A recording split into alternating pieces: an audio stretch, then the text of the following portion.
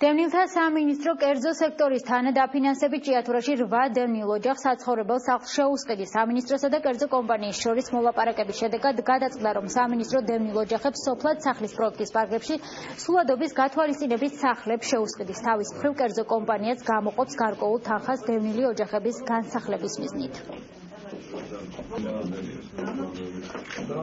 სახელმწიფოს აქვს გარკვეული კრიტერიუმები, თქვათ, რა შემთხვევაში ეხმარებით ადამიანს, რამდენ ქულას უნდა აკვაყოფილებდეს, რა თანხებია გამოყოფილი გარკვეული სულადობის ოჯახებზე, თეატრო მანგანეზე იღებს ვალდებულებას, რომ ამის ზემოთ გარკვეულ თანხებს დაამატებს და ამ ადამიანებს უკვე აქვს შანსი თუნდაც ხვალიდან მათ იშოვონ ბინა და გადავიდნენ საცხოვრებლად საკუთარ სახლში. მთავრობამ შემოგთავაზა რომ შევიძინოთ ჩვენი ბინები.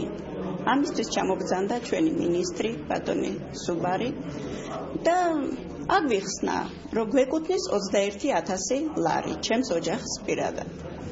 გარდა ამისა, ჯორჯიან მანგანეზე შეგვპირდა დახმარებას კიდე ფულად გამოყოფას.